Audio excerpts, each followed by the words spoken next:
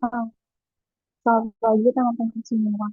Hari ini, di kesempatan pagi ini kita bakal melakukan campaign lebih ke belajar bersama publik yang ujiannya besok Rabu. Jadi mungkin kita bakal bahas dulu kisi-kisinya. Bisa tolong share screen.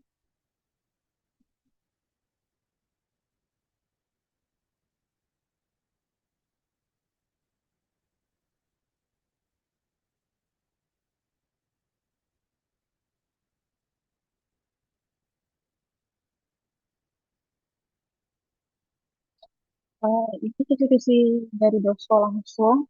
Ada 4 soal. Waktunya 120 menit atau 2 jam. Yang pertama itu soalnya tentang perencanaan audit dan ekspektasi pemangku kepentingan. Yang soal kedua itu tentang risiko, materialitas, dan strategi audit. Soal ketiga itu ada kriteria audit dan analisis temuan. Dan yang keempat itu ada penyelesaian audit. Ini soalnya full dari kelasnya, dari Devo, dari Pak Alsef. Jadi mungkin nanti kalau ada teman-teman yang dari kelas Pak Alsef mau berkenan untuk share latihan-latihan soalnya bisa banget. Terus nanti kalau mungkin ada yang mau ditanyakan di tengah-tengah, nanti langsung bisa respon aja buat bertanya. Atau bisa tanya kita di kolom chat. Dan saya langsung aja.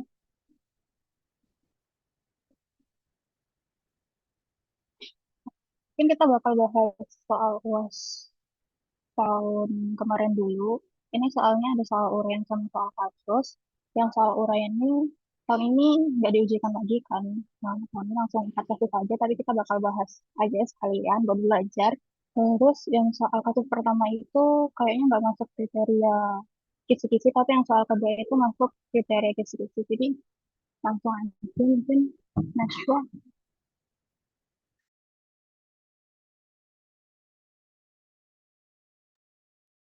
Oke, teman-teman di sini aku mau ngejelasin dulu terkait yang dari soal UAS angkatan 22 yang nomor pertama.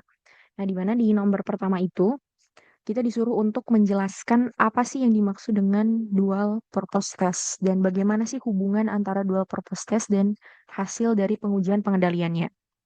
Nah, kan dari katanya sendiri ya, dual. Berarti dia tuh artinya ada dual purpose berarti dua tujuan sekaligus dalam satu tes yang kita lakukan. Nah, jadi dual purpose test itu merupakan prosedur audit yang kita lakukan tuh untuk memenuhi dua tujuan sekaligus dalam satu tes atau satu pengujian, yaitu yang pertama untuk menguji efektivitas pengendalian internalnya atau yang biasa kita kenal dengan sebutan TOC, Test of Controls. Dan yang kedua itu adalah untuk tujuan menguji kewajaran saldo atau transaksinya, atau yang biasa kita sebut itu substantif test atau uji substantif. Nah, jadi maksud dual purpose test di sini, auditor tuh dia tuh gak perlu melakukan dua pengujian secara terpisah gitu. Karena di satu pengujian itu udah memenuhi atau mencapai dua tujuan sekaligus. Yang tadi seperti yang udah saya sebutkan, TOC dan substantif test gitu. Nah, untuk contoh praktis atau aktualisasi di kehidupannya, di kehidupan sehari-hari itu kayak kayak gimana? Misalnya nih, auditor, dia tuh memeriksa dokumen faktur penjualan. Nah, di mana kan ketika misalnya si auditor itu dia memeriksa faktur penjualan, dia itu selain dia bisa melihat atau mengecek apakah si faktur tersebut tuh udah diotorisasi dengan benar atau belum. Jadi bisa mengecek uji pengendaliannya dan juga dia bisa memastikan apakah nilai transaksi itu tuh benar atau enggak sih. Jadi mengecek akurasinya itu udah benar atau enggak gitu. Nah, itu uji substantifnya. Kayak gitu. Untuk contoh sederhana dari dual purpose test itu. Jadi ibaratnya tuh kayak peribahasa menyelam sambil minum air gitu. Jadi dalam satu pengujian atau satu kali tes itu kita mendapatkan dua tujuan sekaligus. Kemudian hubungan dual purpose test dengan hasil pengujian pengendalian tuh apa sih hubungannya? Nah, untuk hubungannya sendiri itu mereka berdua tuh sangat berkaitan gitu, sangat berhubungan satu sama lain. Kenapa? Karena nah dari pengujian yang nantinya itu kita lakukan di dual purpose test itu, dari pengujian yang kita lakukan atau si auditor lakukan, kalau misalnya memang pengendalian internalnya itu dia tuh terbukti efektif atau bagus nih, oh berarti kan kalau si sistem pengendalian internal itu udah bagus, berarti resikonya rendah kan.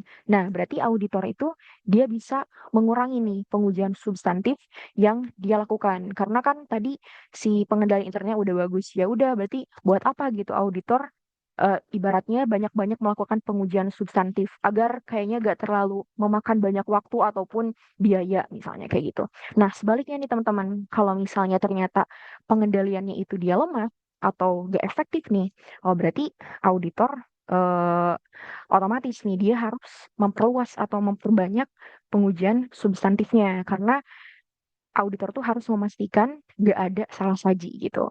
Nah, jadi teman-teman bisa dibilang ya bahwa hasil dari uji pengendalian itu nantinya itu dia akan menentukan seberapa jauh sih si auditor itu bergantung pada dual purpose test.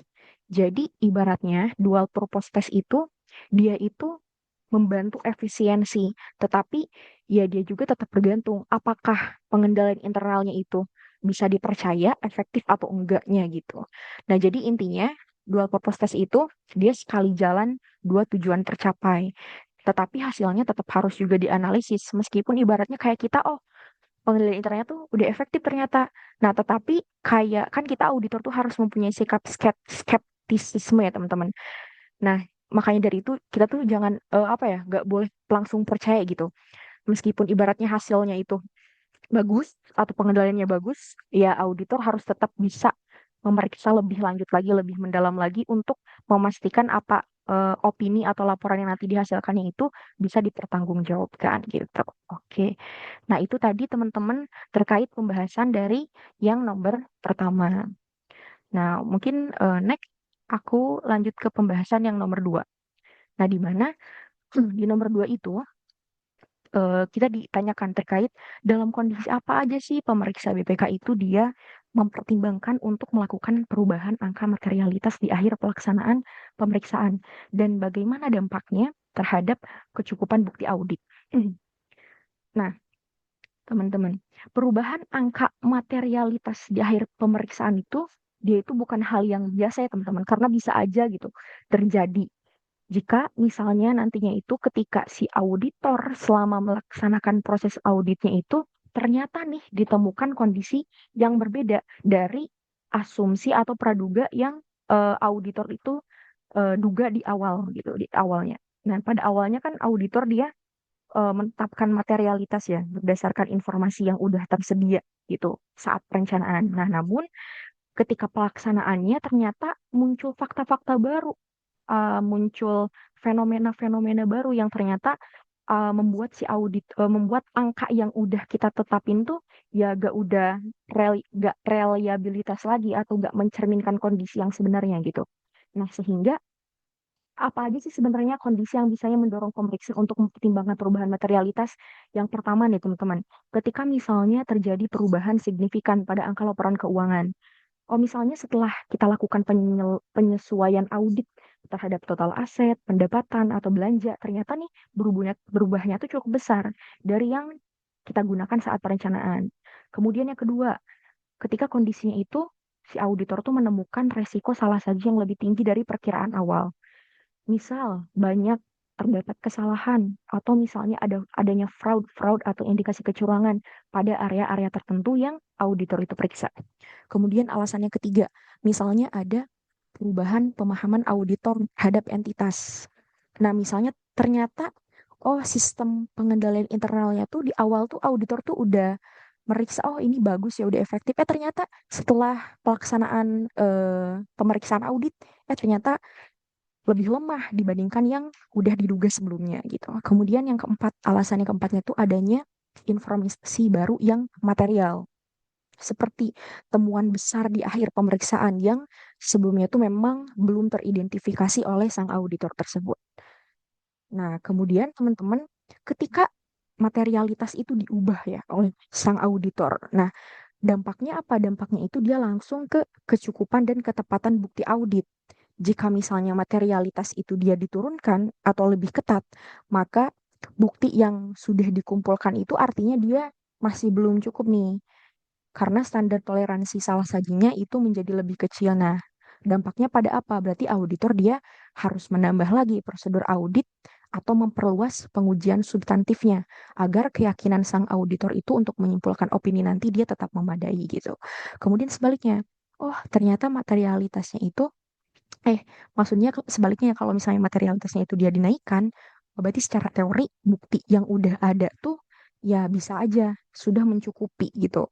Sudah andal. Nah, namun dalam praktiknya kan kita sebagai auditor harus skeptis ya. Berarti harus tetap berhati-hati karena yang pertama nih, gak serta-merta mengurangi pengujian yang udah dilakukan nantinya dan juga kita sebagai auditor harus tetap memastikan bahwa nantinya itu opini ataupun kesimpulan audit itu ya benar-benar didukung oleh bukti audit yang memadai dan relevan gitu. Jadi bisa disimpulkan ya teman-teman bahwa hubungan dasarnya itu apa. Nah, teman-teman bisa lihat di layar, kalau misalnya materialitasnya itu dia diturunkan, berarti resiko salah sajinya naik nih. Oh, berarti auditor otomatis dia butuh lebih banyak bukti nih untuk nantinya itu menyimpulkan di akhir gitu. Kemudian untuk materialitasnya kalau dinaikkan, artinya lebih longgar dia. Berarti resiko yang diterimanya dia turun. Dan otomatis bukti yang ada itu dia sudah cukup gitu. Nah, jadi intinya teman-teman, perubahan materialitas di akhir pemeriksaan itu, dia akan memaksa sang auditor itu untuk mengevaluasi ulang apakah bukti audit yang udah dikumpulkan oleh auditor tuh masih cukup, masih tepat, masih benar atau enggak nih. Nah, kalau misalnya memang belum, oh berarti harus dilakukan prosedur tambahan supaya nantinya tuh opini yang dihasilkan oleh sang auditor tersebut tuh apa ya, benar dan bisa dipertanggungjawabkan gitu. Nah, untuk teman-teman untuk materialitas pada akhir pemeriksaan bisa teman-teman lihat ya di PPT nanti. Di situ dijelaskan juga teman-teman bahwa materialitas pada akhir pemeriksaan itu di mana pada tahap akhir itu sang auditor dia mengumpulkan seluruh salah saji yang ditemukan, kemudian mengevaluasi dampaknya terhadap PM, menentukan implikasi terhadap opininya. Nah, itu tuh bertujuannya untuk apa? Untuk mengevaluasi akhir kewajaran laporan keuangan. Nah, itu teman-teman untuk tambahannya bisa lihat di PPT pertemuan gitu. Oke, mungkin itu dari aku di nomor satu dan nomor dua. Untuk selanjutnya mungkin next ke Alvina. Kita bakal bahas A3. Bisa tolong sekarang. Ini berikutnya adalah metodologi pemeriksaan keuangan UB. Nah, jadi yang kita tahu itu metodologi pemeriksaan keuangan itu dari tahap di tahap perencanaan ada 10 step, di tahap pelaksanaan ada 10 10 step juga, dan di tahap laporan ada step. Nah, pertanyaannya apa? Itu jelaskan apakah dengan metodologi tersebut di atas memungkinkan pemeriksa BPK itu dapat membuat pendapat atau opini tentang, pertama itu tentang undang internal, yang kedua tentang kepatuhan terhadap peraturan yang berlaku. Terus jelaskan pula bagaimana caranya auditor dengan metodologi tersebut itu dapat mengumpulkan bukti yang memadai untuk mendukung pendapatnya mengenai undang internal dan peraturan. Mungkin metodologi PBK yang di atas itu kan ada 10. Yang pertama itu ada pemahaman tujuan dan harapan petugasan, itu gimana sih tujuan pemeriksaan kita tuh gimana. Terus atau auditor tuh tahu harapan petugasan itu gimana dan dipahami dengan baik. Yang kedua, eh, pemahaman entitas dan proses bisnisnya. Itu gimana sih entitas itu mempengaruhi nanti jalannya pemeriksaan, terus risiko yang berpotensi dan berdampak pada LK itu apa aja. Sebenarnya. Terus yang ketiga ada review hasil pemeriksaan sebelumnya, itu digunakan sebagai sumber informasi risiko dan memberi pemahaman yang lebih dalam. Terus yang keempat itu ada proses pelaksanaan prosedur analitis awal, dan itu tentang pemahaman awal tentang kondisi keuangan entitas, area akun yang berisiko, terus resiko awalnya, dan strategi pemeriksaan. Yang kelima itu ada pemahaman SPI atau sistem pengendalian internal. Itu gimana sih desainnya, terus implementasinya, terus keandalan SPI-nya, apakah ada kelemahan dalam misalnya. Terus yang ketiga ada identifikasi dan penilaian risiko awal. Itu nentuin fokus pemeriksaan itu dan strategi auditnya itu ke arah nanti bakalan ada fraud atau error nggak di sini. Terus yang ketujuh ada penetapan materialitas awal. Mungkin nanti akan dibahas di soal selanjutnya. Terus ada penentuan metode uji petik atau sampling. Eh, untuk ngambil, apakah kita ngambil bakal kita uji itu luas kecil. Terus kebutuhan pemeriksa ini memastikan untuk pemeriksaan itu didukung sama SDM yang cukup dan memadai. Terus yang kedua ada menyusun laporan pemeriksaan. Nah, saya bakal bahas karena harus kan metodologi BPK itu ngabarin kemungkinan pemeriksaan untuk membuat pendapat tentang pengendalian internal, tapi bukan sebagai opini tersendiri yang bisa berdiri sendiri. Gitu. Terus gimana sih cara ngumpulin buktinya?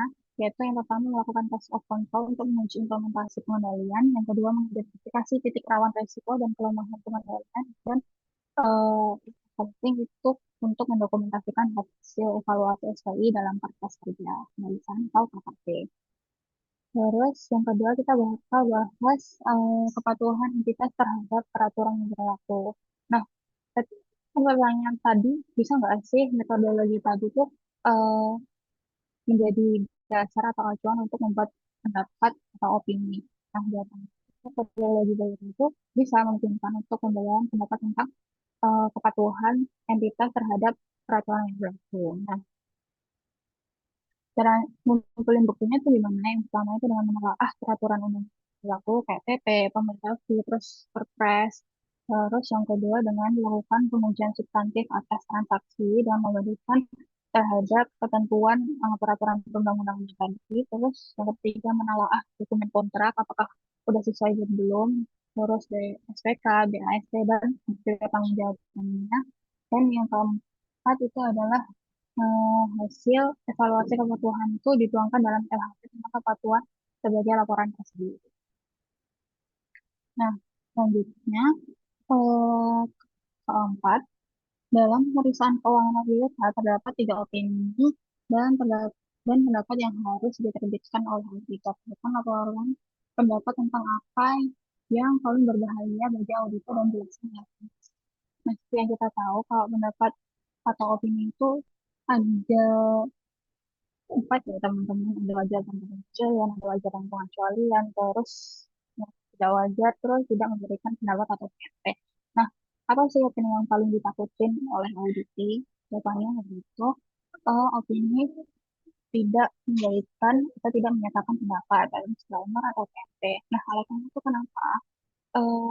Itu menunjukkan kalau eh, laporan keuangan yang audit punya itu tidak andal karena apa ya auditor ini tuh dibatasi untuk memperoleh bukti yang mereka butuhkan untuk pemeriksaan. Nah, ini alasannya auditor tidak memperoleh bukti yang cukup. Ini disebabkan oleh pembatasan lingkup, terus datanya tidak tersedia dan entitasnya kok tidak kooperatif, di mana auditor mau menilai laporan itu memadai atau enggak kalau apa ya audit itu nggak mau memberikan bukti yang diperlukan oleh auditor gitu. Terus dampaknya ke auditnya apa? Pertama itu menunjukkan ketidakadilan laporan keuangan.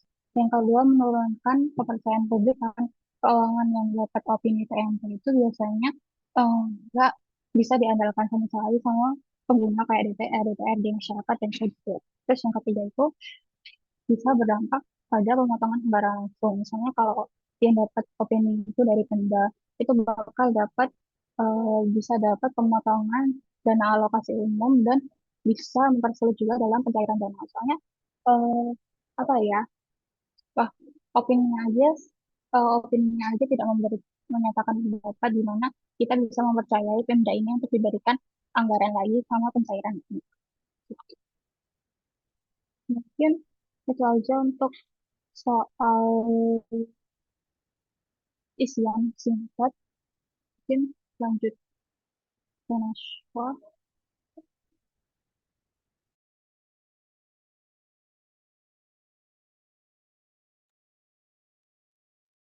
Oke, teman-teman di sini aku mau ngejelasin terkait dengan kasus pertama nih, terkait dengan siklus belanja dan pembayaran kas. Nah, di mana di soal bahwa dikatakan temuan BPK terkait belanja APBD, kelebihan bayar hingga tak ada bukti pertanggungjawabannya. Nah, dikatakan bahwa BPK itu dia menemukan permasalahan penyajian belanja APBN, yaitu kelebihan bayar hingga gak ada bukti pertanggungjawabannya. Nah, temuan ini itu katanya terjadi pada beberapa Pemda. Temuan BPK itu mencakup antara lain realisasi belanja barang itu tidak sesuai dengan ketentuan yang ada. Yang pertama, terjadi kelebihan pembayaran belanja modal, yaitu konstruksi dan non-konstruksi yang terjadi karena kekurangan volume pekerjaan. Kemudian yang kedua, uang yang dikeluarkan dari bendahara itu tidak sesuai dengan spesifikasi pekerjaan yang ada. Dan yang ketiga, pembayaran belanja itu katanya tidak sesuai nih dengan ketentuan yang ada. Yang keempat, belanja modalnya itu tidak semuanya itu didukung dengan adanya bukti pertanggungjawaban. Kemudian, penyimpangan dan ketidakefektifan sistem pengendalian internal yang dimiliki oleh Pemda tersebut dan proses perencanaan dan pelaksanaan pekerjaannya itu dia nggak memenuhi ketentuan yang ada katanya. Nah, kemudian pertanyaannya apa? Yang pertama, kita disuruh untuk mengidentifikasi kemungkinan kelemahan pengendalian internal apa aja sih atas belanja modal pada Pemda tersebut sehingga temuan pengeluaran kas dan belanja tersebut itu tadi yang udah disebutin di atas itu dapat terjadi. Nah, untuk pembahasannya, ah, tadi kan teman-teman bisa lihat ya teman-teman nih dari jenis beberapa temuan yang ditemukan oleh auditor gitu.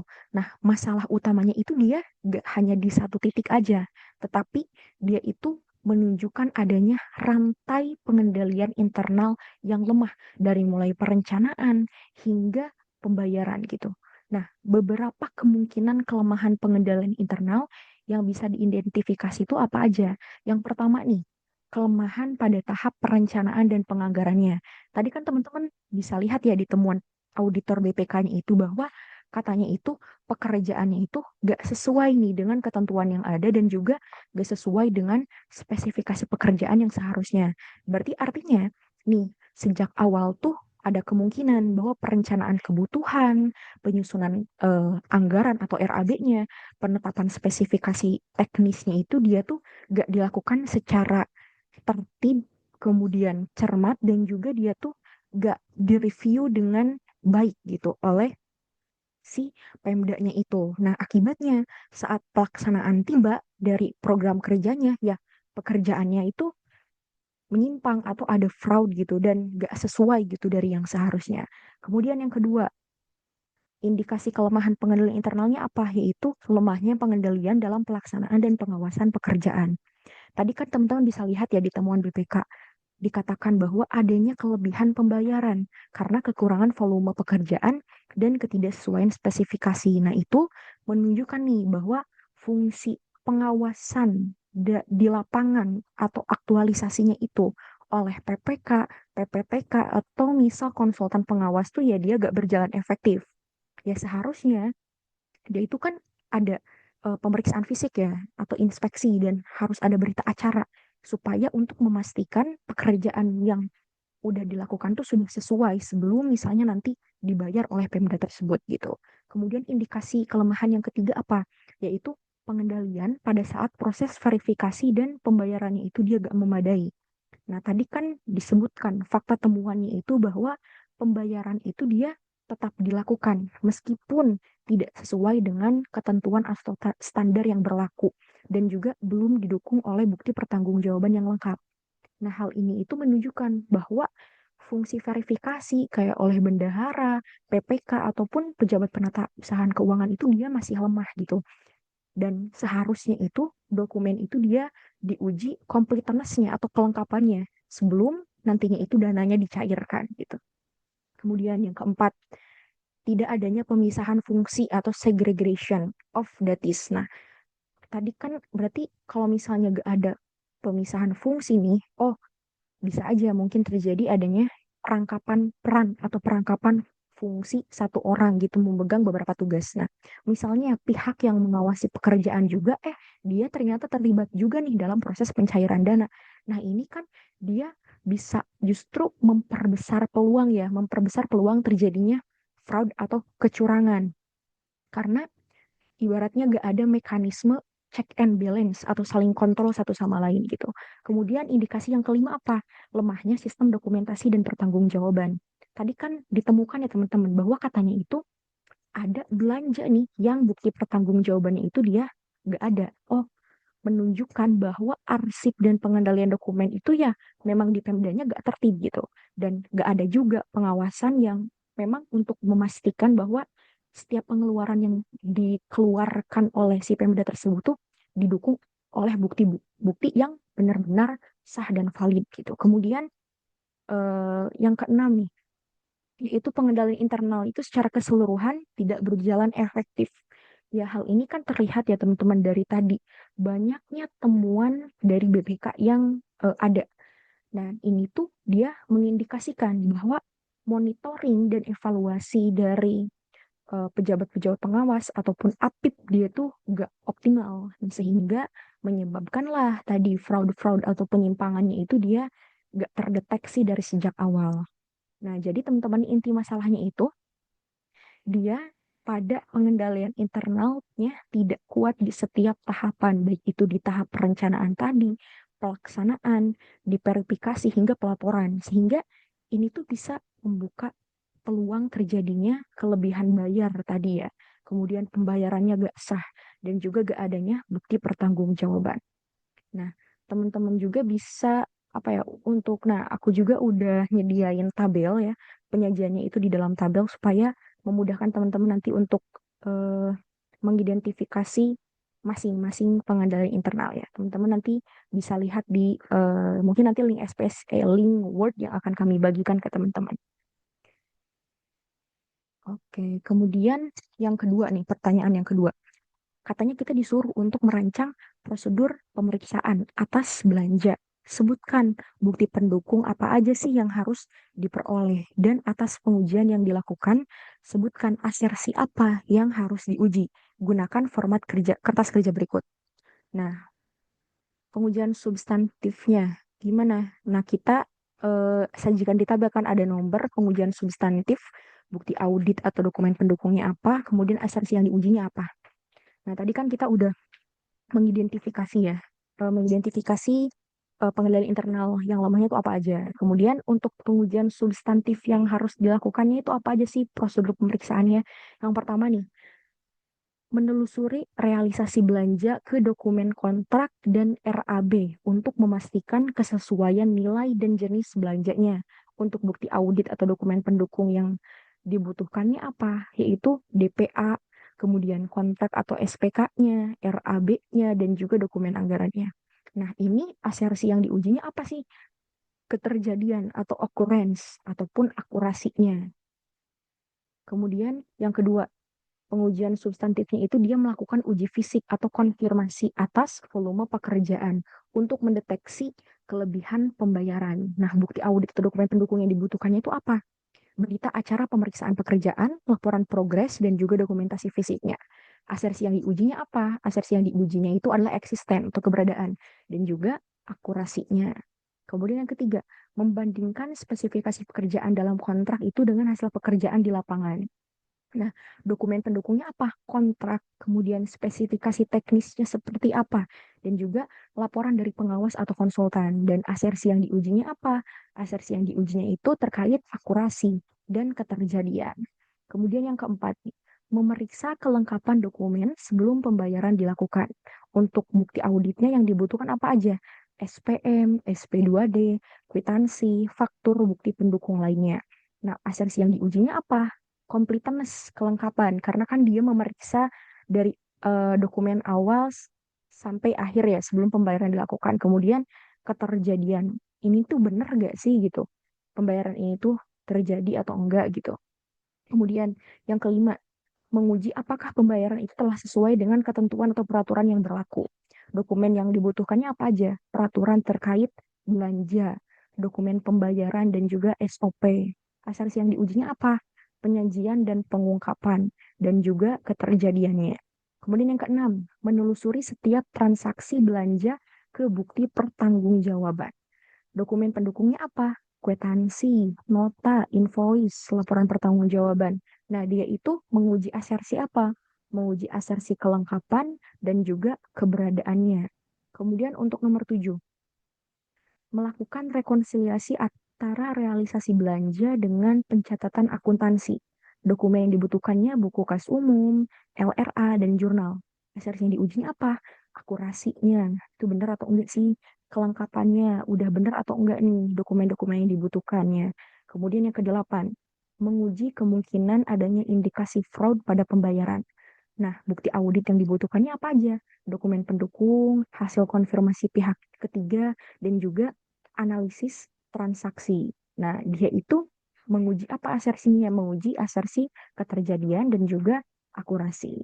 Nah, jadi teman-teman intinya itu prosedur di atas yang udah dijelaskan sebelumnya itu dia difokuskan untuk menjawab permasalahan terkait apa aja. Yaitu yang pertama, dia kan tadi kelebihan bayar ya. Kelebihan, kalau misalnya kelebihan bayar, oh diujinya itu dia lewat volume dan fisik pekerjaannya itu seperti apa. Kemudian kalau misalnya gak sesuai dengan spesifikasi pekerjaan yang seharusnya, berarti prosedurnya apa dibandingkan dengan kontrak. Kemudian kalau gak ada bukti pertanggungjawaban nih dari pembayaran yang udah dilakukan oleh si Pemda tersebut, oh berarti kita harus menguji kelengkapan dokumennya seperti apa. Kalau misalnya terkait SPI nih, sistem pengendalian internalnya itu lemah nih si Pemdanya, oh berarti diuji nih lewat konsistensi dan rekonsiliasi data gitu. Oke, kemudian untuk pertanyaan ketiga. Nah, kita diminta nih untuk menyusun rekomendasi BPK terkait kasus belanja APBD tersebut. Nah, kita tadi kan udah tahu ya, permasalahannya apa, indikasi kelemahan SPI-nya apa. Nah, sekarang kita menyusun rekomendasi apa sih yang kita atau BPK itu rekomendasikan untuk kasus tersebut. Yang pertama nih, teman-teman. Tadi kan ada kelebihan pembayaran belanja ya permasalahannya. Berarti rekomendasinya apa? Berarti, oh, melakukan penagihan dan penyetoran kembali ke kas daerah atas kelebihan pembayaran tersebut. Tujuannya apa? Tujuannya itu dia untuk memulihkan adanya kerugian daerah yang tentu saja kalau misalnya terjadi kelebihan pembayaran belanja dari Pemda itu tuh ya berdampak atau berimpact pada kerugian daerah di daerah tersebut gitu. Kemudian yang kedua, permasalahannya itu dia perencanaan dan RAB-nya itu dia gak akurat. Nah, berarti rekomendasinya apa? Memperbaiki proses perencanaan termasuk harus ada review nih atas, misalnya kalau RAB udah disusun, oh berarti harus direview dulu secara benar dan cermat. Dan juga harus review juga nih, spesifikasi teknis pekerjaannya itu udah sesuai dengan standar atau ketentuan yang ada atau belum. Kemudian tujuannya apa? Untuk mencegah penyimpangan dari sejak awal gitu. Kemudian yang ketiga, misalnya permasalahannya kelemahan pengawasan pekerjaan. Oh, berarti rekomendasinya apa? Ya, meningkatkan pengawasan dari pihak-pihak pengawas, kayak misal PPK, PPTK, dan harus memastikan pemeriksaan fisik ya sebelum pembayaran dilakukan.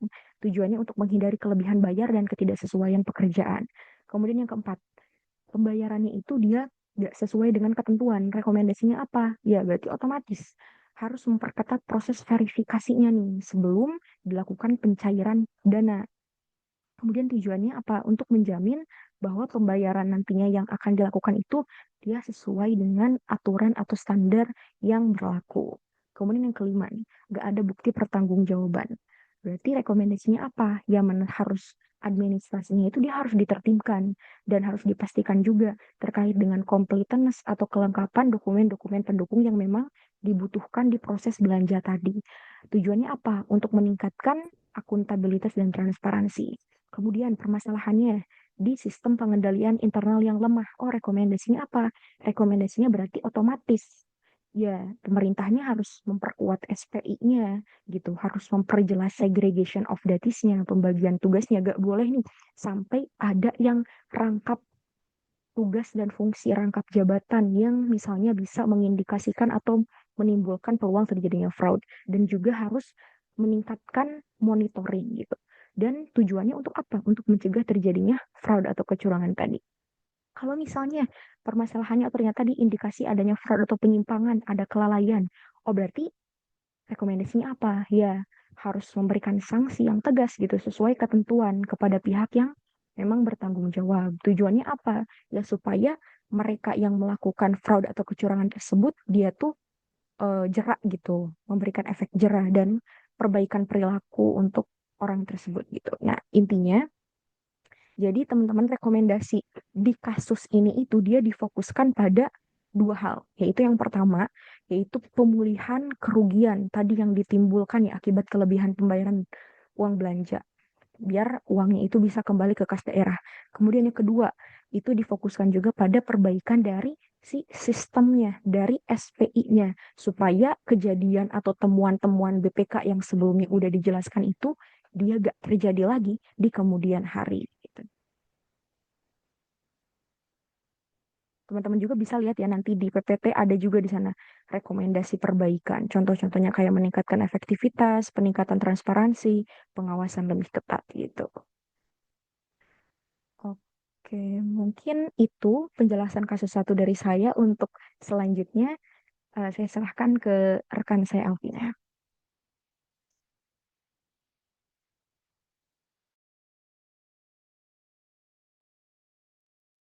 Selanjutnya kita bakal bahas soal, eh, ini kasus dua dari soal UAS kan dua tentang kemarin.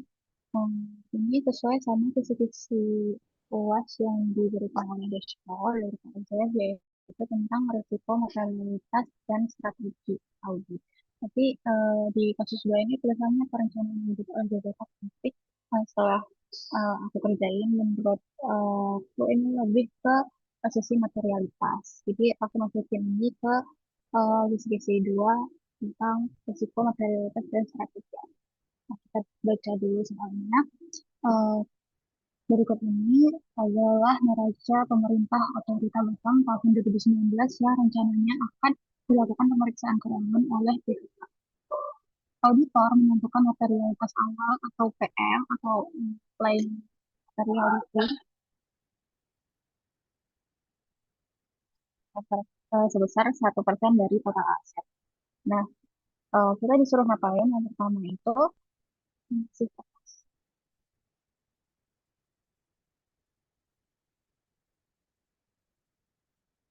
eh, hitunglah materialitas awal untuk pemeriksaan laporan keuangan dari 2019. Yang kedua, lakukan alokasi jalan nilai materialitas awal tersebut ke masing-masing akun untuk menentukan kesalahan yang ditoleransi atau tidak. Terus yang ketiga, jika laporan keuangan tahun 2019 semua akun benar kecuali persediaan ternyata terlalu besar sejumlah 1T, apakah opini pelajaran yang diberikan oleh pemerintah BPK. Nah, ini ada neraca tahun 2019 PTT. Nah, pemerintah Otorita Batam tahun 2019. Nah, data yang bakal kita pakai itu yang jelas yang ada di kiri ini nanti bakal kita pakai untuk perhitungan. Cuman sampai total aset. Nah, scroll lanjut, lanjut. Nah, sama di materi itu ada tingkat materialitas ya. Tingkat materialitas itu dapat ditetapkan sebagai berikut. Yang pertama, untuk entitas nirlaba itu sebesar 0,5 sampai 5% dari total total belanja.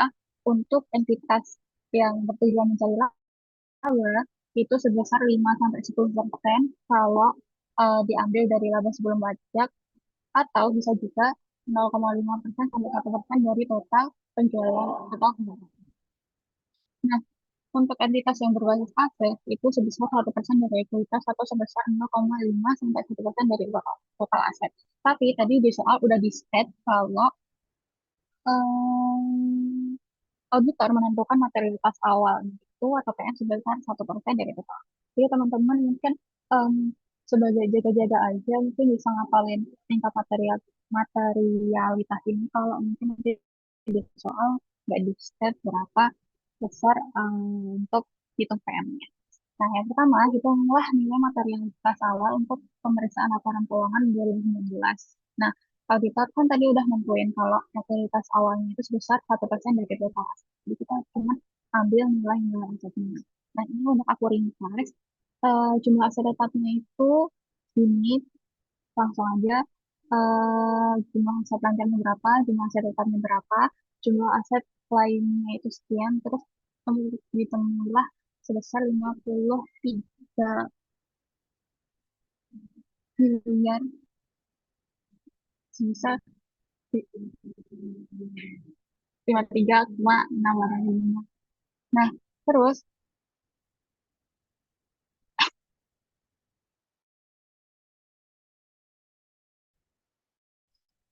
kita hitung materialitas awalnya tinggal di tanggal 53 triliun tadi. Nah, ketemu, ketemu nih sebesar 536 miliar.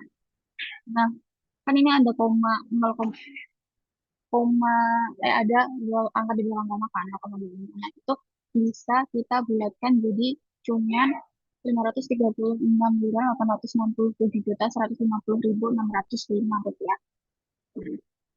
Ini yang di bawahnya itu cuma apa ya, step aja sih. Kalau misalnya eh, terdapat nilai salah satu di atas 536 miliar tadi, maka akun tersebut itu mengandung salah satu yang material. Nah, sebaliknya kalau nilai salah satunya kurang dari 563 miliar, itu eh, akun tersebut itu tidak mengandung salah saji material. Nah, yang disuruh nyari itu cuma ini aja, 1% dikali 53 T ini. Nah, sebesar 536. Yang kedua, kita disuruh nyari, lakukan alokasi secara nilai materialitas awal tersebut ke masing-masing akun untuk menentukan kesalahan yang toleransi atau PPT. Itu error. Nah, ini juga bisa dilihat di PPT, itu ada rumus TN. Eh, Tingkat kesalahan dapat ditoleransi atau TE juga bisa sama dengan PM dikali N dibagi T. N itu nilai akunnya, jadi misalnya nanti nilai akun persediaan berapa. Nah, itu bakal masuk di N, terus totalnya itu tadi total eh, keseluruhan asetnya sebesar 536, sebesar 53 triliun tadi. Lanjut, hitungnya ini udah aku ringkas untuk per akun kas dan bank nilai N-nya segini, terus T-nya segini, T-nya ini, dan PM-nya tadi udah ditentukan kan. PM-nya sebesar 536 Terus ini proporsinya udah ini dihitung semua teman-teman dari um, aku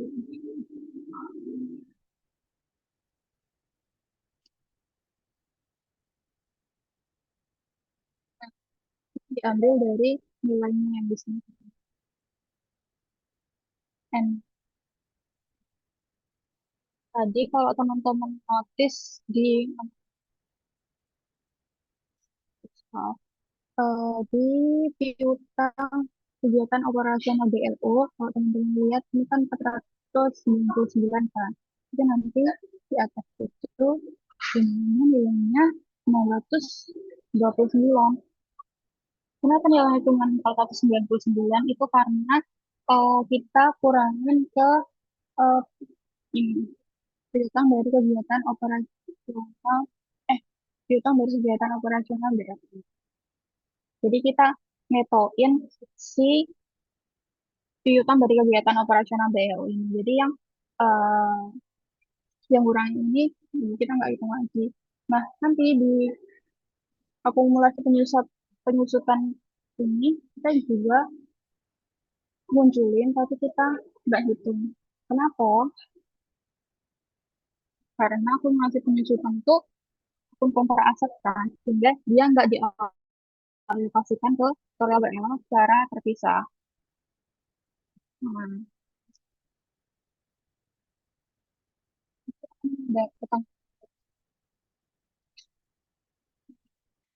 nah, untuk yang aset lainnya aku jadiin satu langsung sebesar ini. Gak aku pisah. Kalau ini kan tadi pisah-pisah cuman untuk ini gitu.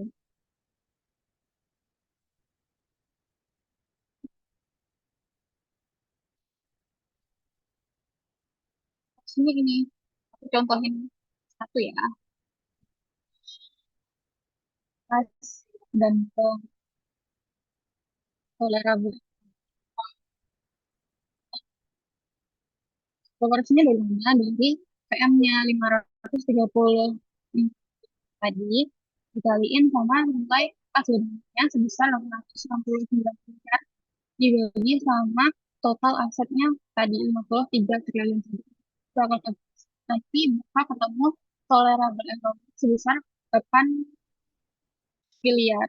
Nah, proporsinya dapat dari mana? Proporsinya itu dari tolerable error-nya dibagi sama si PM-nya. Jadi 8 miliar dibagi sama 536 miliar. Itu bakal ketemu 1,2%. Kita hitung untuk cek.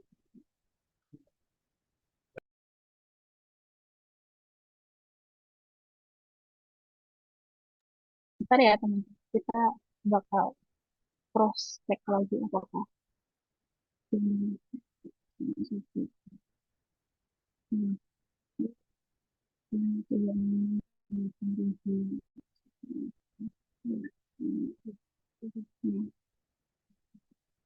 ketemu ketemu ya di bulatkan aja kalau biar terlalu disarankan gitu. Jadi kita hitung TE-nya dari rumus ini. Nah, proporsinya kita bagi si TE ini sama si PM yang udah kita cari tadi. Nanti bakal seterusnya kayak gitu. Nah, pertanyaan ketiga, jika laporan keuangan tahun 2019 semua akun benar kecuali persediaan yang ternyata terlalu besar sebesar 1 triliun, apakah opini kewajaran yang diberikan oleh pemeriksa BPK? Nah, kan kita tahu ya, terdapat salah satu material 1 triliun, sementara PM PM yang ditetapkan itu cuma 536 triliun. Terus kayak nih, yang di atas persediaannya itu TN-nya cuma sebesar 165 juta, sehingga ini sepertinya salah, sehingga apa ya, nggak wajar gitu, karena salah satu materialnya itu terlalu besar dari PM yang ditetapkan. Nah, opininya apa? Yaitu wajar dengan pengecualian. Kenapa wajar dengan pengecualian, bukan tidak wajar atau tidak memberikan pendapat? Karena salah sajinya itu eh, cuman di akun persediaannya aja, bukan menyeluruh. Kan tadi udah di step kan kalau semua akunnya itu benar, cuman persediaannya aja yang terlalu besar 1 triliun gitu. Nah, kalau eh, kita ngasih opini tidak wajar itu kondisi salah satunya itu material dan menyeluruh. Jadi banyak akun yang bakal berdampak. Karena tadi kesalahannya cuma di satu akun, di akun persediaan aja, jadi kita ngasih opininya itu wajar dengan penyesuaian. Kan kalau tadi di sebelumnya udah aku jelasin kalau tidak memberikan pendapat itu karena pembatasan bukti tadi kan, karena audit itu nggak dikasih eh, bukti yang memadai, nggak dikasih bukti yang kita nggak dikasih bukti eh, secara menyeluruh gitu. Nah, kalau ini wajar dengan pengecualian cuman satu akun aja yang eh, salah saji, kalau tidak wajar itu banyak akun yang terpengaruh. Gitu.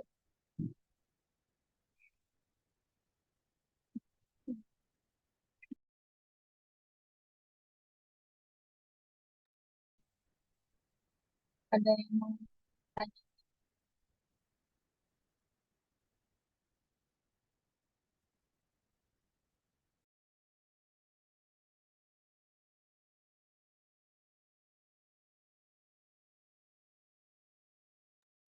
Oke, teman-teman mungkin boleh kalau misalnya ada yang mau ditanyakan atau didiskusikan, boleh ya boleh sekarang atau mungkin kalau misalnya gak di Zoom ini boleh nanti teman-teman bisa ngechat kami ya PC pribadi baik itu ke saya sendiri ataupun ke rekan saya Alvina.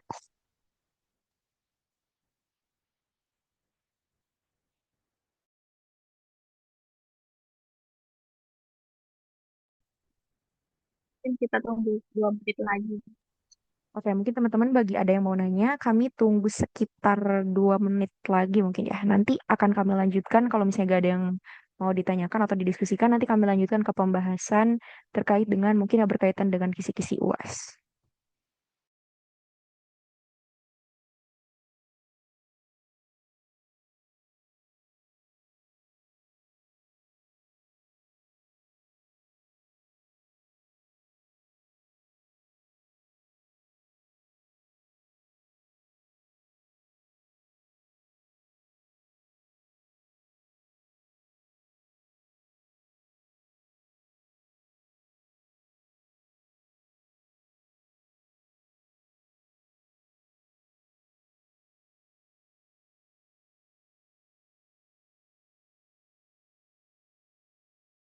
Permisi, mau izin bertanya.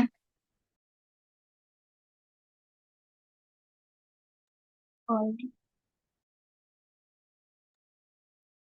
Tadi terkait dengan opini yang diberikan oleh BPK itu kan kita tahu ada 4 ya. Nah, kebetulan saya masih belum paham kalau misal WTP itu kalau di laporan keuangan kayak gimana, terus WDP dan seterusnya itu kayak gimana. Maksudnya kayak apa yang membedakan dari mereka? oke, sebentar ya.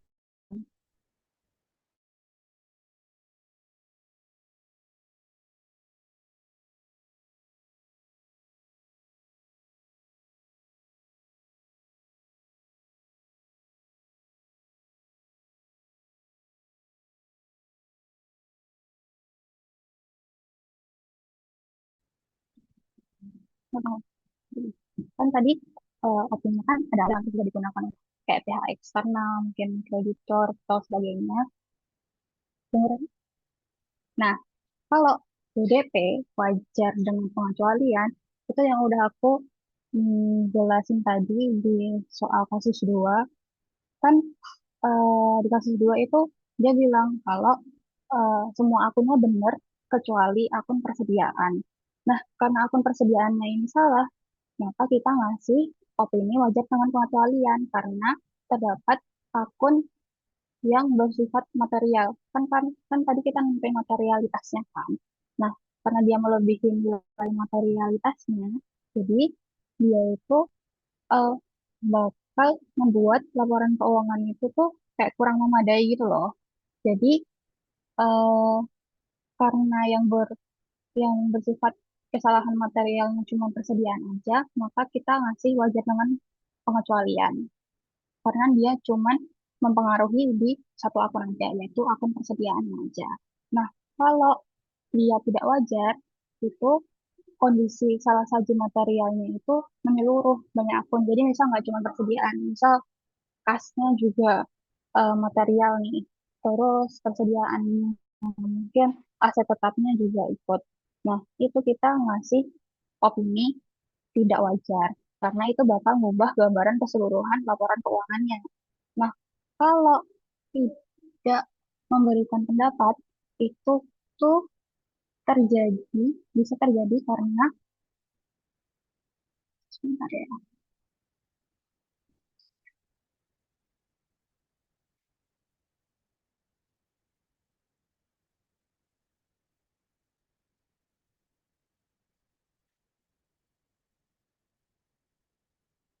ada semacam eh, ketidakpastiannya itu sangat tinggi, terus ada pembatasan lingkup yang sangat besar, terus bukti auditnya itu nggak cukup. Jadi di atas aku udah jelasin kalau eh, yang soal 4 isian, yang isian pendek itu tidak memberikan pendapat kan. Nah itu karena auditor tuh nggak bisa dapat bukti yang cukup karena ada pembatasan lingkup sama datanya itu nggak tersedia. Jadi kita gimana sih meriksanya kalau bukti yang kita butuhkan aja nggak dikasih sama entitas. Jadi auditor itu masih opini tidak memberikan pendapat gitu. Terus itu juga bisa dari surat representasi. Teman-teman mungkin udah pernah dengar ini ada di materi, aku lupa TM berapa, tapi ada di PPT kalau surat representasi itu adalah permohonan tertulis dari entitas yang diperiksa berisi jaminan bahwa data, informasi, dan laporan keuangan yang disampaikan itu telah lengkap dan sesuai dengan fakta yang ada. Nah, ini kalau misalnya surat representasi ini nggak dikasih ke auditor, ke kita, maka kita itu bisa ngasih opini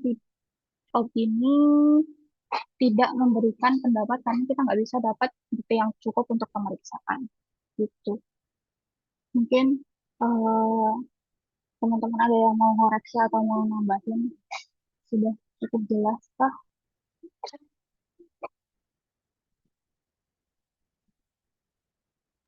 Kalau yang WDP itu berapa maksimal akun yang material? Apakah harus satu atau lebih dari satu? Terus batasnya kalau lebih dari satu kira-kira berapa? Bentar ya.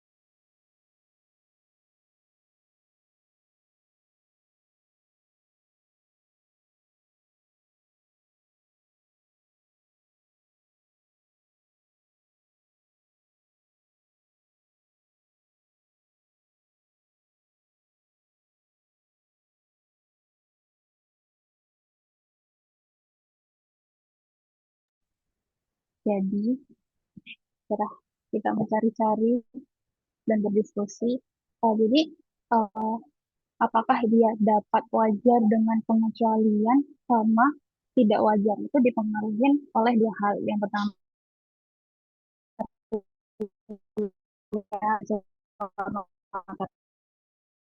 material atau enggak, sama dampaknya. Dia dampaknya menyeluruh atau cuman ke akun tertentu aja. Jadi, misalnya kalau dia material tapi menyeluruh, nah itu ininya WDP, wajar teman-teman. Kalau nilainya itu material dan dampaknya itu menyeluruh ke banyak akun, itu ke tidak wajar. Mungkin Mas Syah mau memberikan tambahan.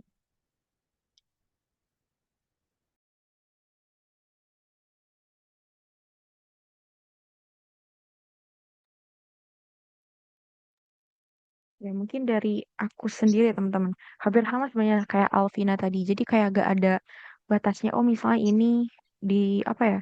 Misal 5 ini dianggap kalau 5 ada yang salahnya itu material, oh berarti masuknya ke WTP atau misalnya masih WDP. Nah itu tuh sebenarnya tuh kuncinya dia atau menurutku ya kalau kuncinya WTP atau WTP maaf. Tadi disclaimer dan juga WDP itu kuncinya itu kalau disclaimer itu biasanya itu dia tuh memang ya ada pembatasan tadi lingkup bukti audit dari si auditinya gitu. Nah, kalau yang memang disclaimer tuh biasanya tuh kebuktinya sih teman-teman biasanya ya. Kalau sepengetahuan aku, rata-rata tuh kalau misalnya sang auditor itu dia memberikan opini disclaimer, ya memang bukti yang dia peroleh, yang dia dapatkan itu memang nggak cukup kuat gitu. Dan emang salah saji materialnya itu dia tuh memang banyak gitu. Kayak gak cuma di satu akun doang yang tadi udah dijelasin sama Alvina. Tapi kalau untuk WDP sendiri, ya dia mungkin eh, dia tuh masih ada, ibaratnya masih ada yang wajarnya lah ya, masih ada yang benernya gitu. Tapi ada beberapa yang mungkin bisa dikecualikan gitu. Kayak tadi kan kalau yang di kasus tadi tuh kayak persediaannya dia apa gak material ya. Ya kayak gitu mungkin. Ya, Tapi yang salah satu material itu cuma persediaannya aja karena dia nggak ngaruh ke apa ya ke akun lain. Karena tadi udah di soal kalau yang salah satu materialnya cuma di persediaan aja yang lain itu benar.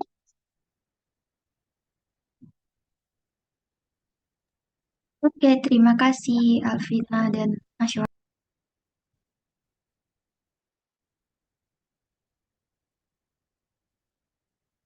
Mungkin ada tanggapan lain gitu.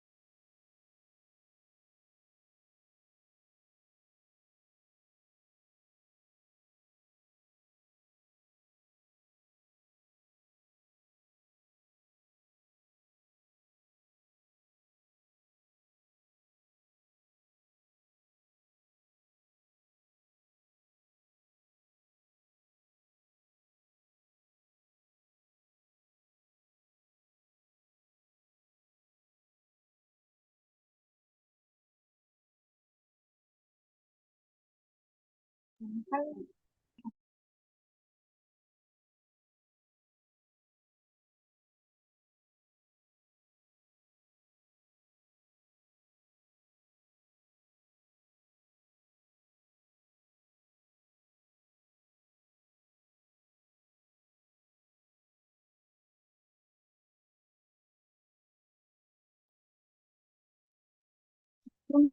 nanti kalau ada pertanyaan lagi bisa langsung resume atau ditanyakan ya. Kita nggak lanjut terus ke kisi-kisi UAS ya. Yang aku bahas tadi udah masuk kisi-kisi UAS. Soal dua mungkin kita bakal bahas kisi-kisi 1, 3, sama 4. Boleh tolong di-scroll ke kisi-kisi soal UAS.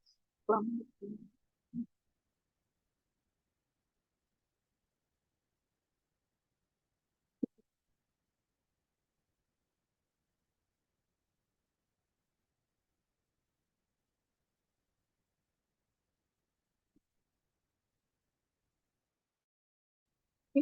Eh, eh, soal dari kelas tuh aku nggak tahu ya kelas Pak Azaf apakah juga siswa kayak gini juga. Oh, dari Pak Azaf ternyata di kelas Bespo juga ada dengan soal kayak gini. Jadi karena ini berhubungan sama perencanaan audit dan ekspektasi teman-temannya, jadi aku mungkin bakal bahas soal ini buat bahan belajar teman-teman.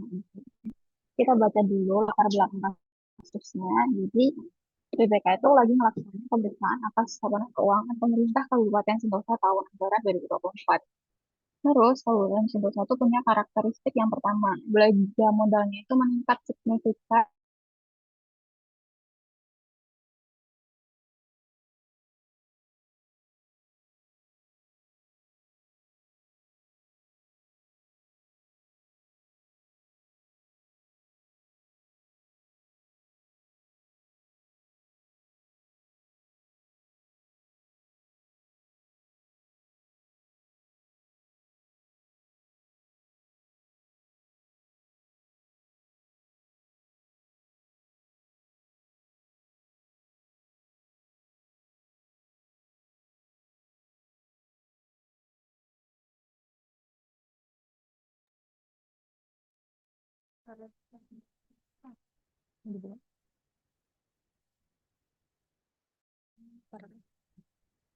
Terus dia yang kedua itu pada LHP tahun 2023 atau di tahun sebelumnya itu BPK memberikan beberapa Beberapa rekomendasi. rekomendasi utama Memberikan beberapa memberikan beberapa yang pertama rekomendasi utama. Yang pertama, penata usaha aset kita belum memadai. Tadi belum ada inventarisasi dengan lengkap. Terus pengendalian atas belanja modalnya itu lemah, terutama pada tahap serah terima pekerjaan. Yang ketiga itu ada rekonsiliasi antara sistem informasi manajemen daerah atau Simda Keuangan dan Simda BMD itu belum dilakukan secara rutin. Terus, dalam laporan pemantauan tidak lanjutnya, pemerintah daerah menyatakan kalau rekomendasinya di LHP tahun 2023 itu telah ditindaklanjuti dengan membentuk tim inventarisasi aset. Tapi, faktanya hingga akhir 2024, proses inventarisasi itu belum mencakup ke seluruh organisasi perangkat daerah atau OPD. Nah, selain itu, dari prosedur analitis awal, auditor itu menemuin kalau saldo aset tetapnya itu meningkat 25% dibanding tahun sebelumnya, tapi beban pemeliharaan itu relatif stagnan. Nah, kan kalau aset tetapnya itu meningkat, harusnya biaya pemeliharaan naik kan, tapi ini turun pemeliharaan yang lain. Terus tidak terdapat penambahan signifikan pada daftar aset yang tercatat di beberapa OPD saat. Nah, pertanyaannya, sebagai auditor pada tahap perencanaan pemeriksaan keuangan, jelaskan langkah-langkah yang seharusnya dilakukan auditor terkait yang pertama, pemahaman entitas dan proses bisnis dalam konteks pengelolaan belanja modal dan aset tetap. Terus yang kedua tentang pemahaman hasil pemeriksaan sebelumnya, TLHP, dan dampak terhadap penilaian risiko audit 2024. Terus yang ketiga tentang pemahaman atas sistem pengelolaan yang relevan dengan belanja modal dan aset tetap. Selanjutnya, nah seperti yang udah aku jelasin sebelumnya, kalau di tahap perencanaan itu kita punya 10 step tentang di tahap perencanaannya itu dalam pemahaman tujuan dan harapan penugasan, pemahaman entitas dan proses bisnis, review hasil pemeriksaan sebelumnya, prosedur analitis awal, pemahaman SPI, identifikasi dan penilaian risiko, terus penetapan materialitas awal, penentuan metode uji petik atau sampling, terus penentuan kebutuhan pemeriksa, pemenuhan kebutuhan pemeriksa dan penyusunan program pemeriksa. Nah, di soal kali ini kita cuma diminta di pemahaman entitas dan proses bisnisnya. Terus review hasil pemeriksaan sebelumnya sama di pemahaman SPK. Kalau teman-teman baca PPT nih, udah buka PPT kan, tentang pemahaman entitas dan proses bisnis dalam hal ini tuh kita punya stepnya masing-masing. Jadi di pemahaman entitas proses bisnis, terus review hasil pemeriksaan sebelumnya sama pemahaman SPI itu di PPT ada beberapa tahapan. Tapi mungkin di sini aku nggak bakal jelasin satu-satu atau aku bakal ngasih satu-satu gitu. Nggak, aku mungkin akan secara keseluruhan aja. Nah, di pemahaman entitas ini kan dan proses bisnis itu intinya apa sih yang dilakukan sama entitas tuh, ya si entitasnya bekerja terus faktor internal eksternal yang bisa mempengaruhi pemeriksaan sama resiko apa aja yang mungkin berpotensi berdampak pada LK-nya. Nah, pemahaman profil dan karakter identitas itu ngapain aja auditor, yang pertama itu auditor menelaah dokumen perencanaan daerah untuk memahami arah kebijakan. Nah, belanja modalnya itu kan tadi disebut kalau meningkat signifikan selama 3 tahun terakhir dengan program prioritas infrastruktur jalan gedung publik Jadi sinyal kalau siklus belanja modal itu adalah area resiko utama yang harus jadi fokus perhatian dalam audit kali ini. Nah, terus kalau dalam proses bisnis dan siklus belanja modalnya, pengelolaan itu tuh bersifat terdesentralisasi di masing-masing OPD atau organisasi perangkat daerah. Nah, auditor tuh harus memahami gimana sih koordinasi antara OPD dengan bidang aset di Badan Pengelolaan Keuangan dan Aset Daerah BPKAD. Nah, tadi di soal dikasih tahu kalau eh, ya sih, tadi udah dibentuk badan tim inventarisasi aset, tapi belum mencakup ke seluruh organisasi perangkat daerah. Nah, terus selanjutnya di pemantauan hasil pemeriksaan sebelumnya TLHP dan dampaknya ke fiskal di tahun 2004, seperti yang udah aku jelasin sebelumnya, kalau pemeriksaan tahap perencanaan ini punya full step, terus masing-masing stepnya itu punya kayak langkah-langkahnya lagi. Mungkin kalau teman-teman mau hafalin juga boleh, tapi kayaknya aku akan jelasin secara menyeluruh aja. Yang pertama itu auditor meneliti secara menyeluruh LHP tahun 2023.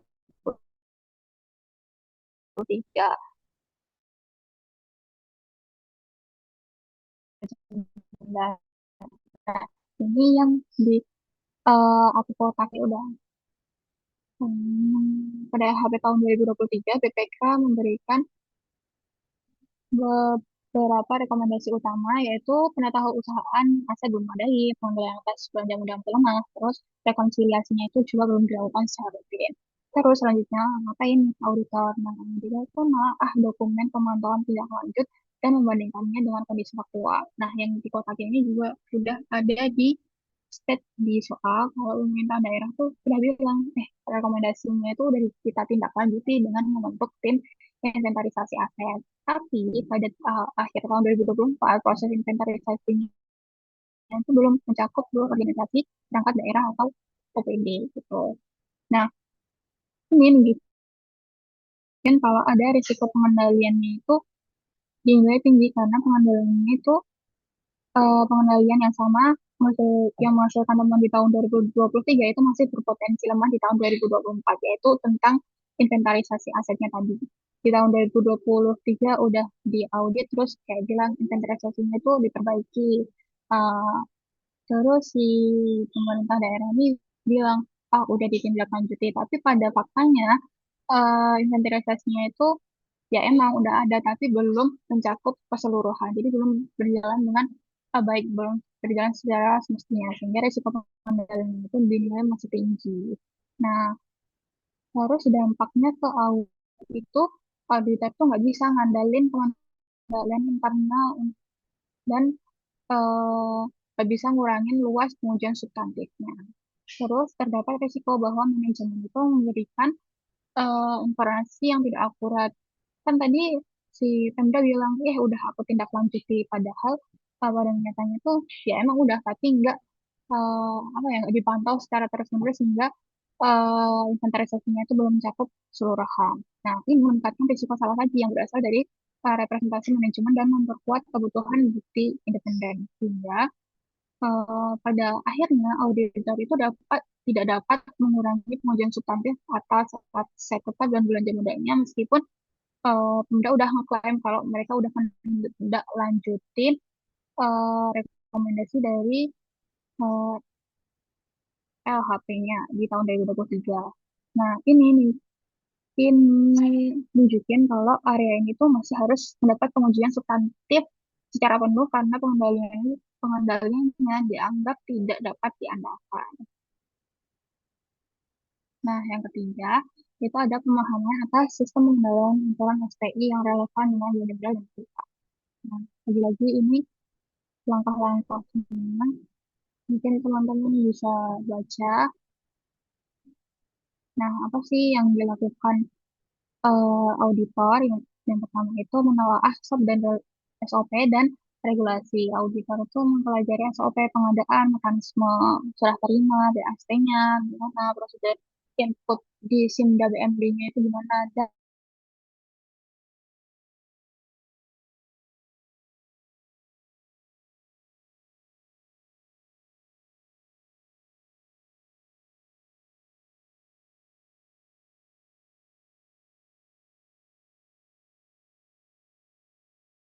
karena tadi kan serah terima kayak masih dinilai kurang. Terus sampai ke pencatatan Pesimda dan DMD. Hal ini dilakukan untuk memverifikasi apakah pengendalian di SOP-nya itu benar-benar dijalankan dalam praktek. Yang ketiga itu melakukan wawancara atau inquiry, yang kita mewawancarai PPK, PPHP, bendahara, dan petugas Simda untuk memahami praktik pengendalian sehari-hari dan mengidentifikasi kelemahan yang tidak tampak dari dokumen formal.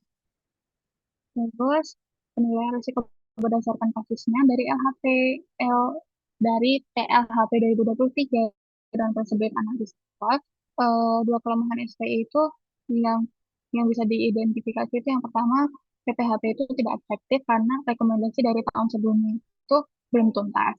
Yang kedua itu rekonsiliasi SIMDA itu tidak rutin dan belum ada konfirmasi perbaikan sehingga risiko pengendaliannya itu tinggi. Terus apa sih implikasi terhadap strategi pemeriksaannya?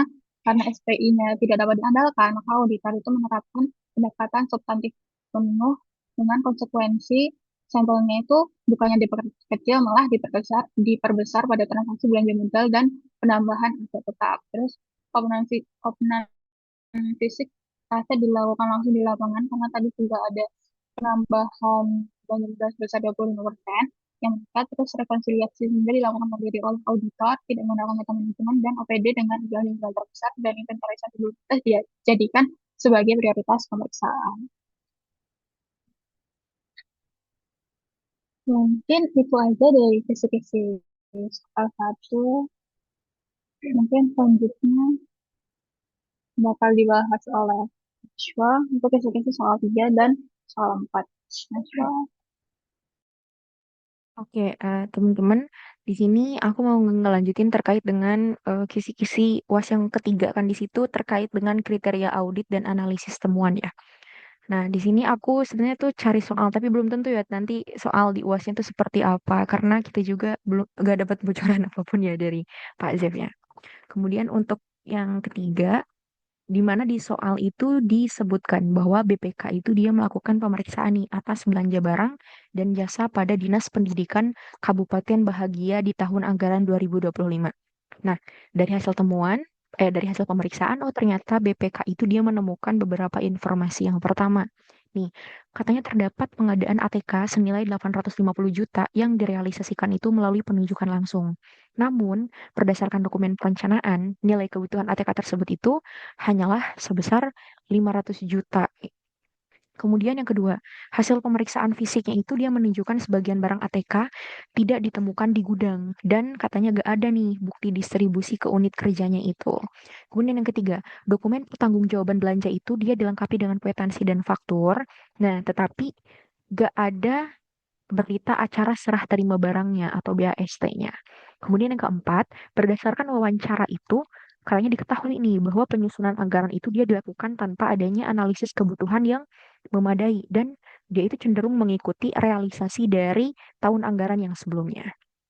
Nah, untuk pertanyaannya, yang pertama nih, kita itu disuruh untuk menentukan kriteria audit yang seharusnya digunakan dalam pemeriksaan tersebut.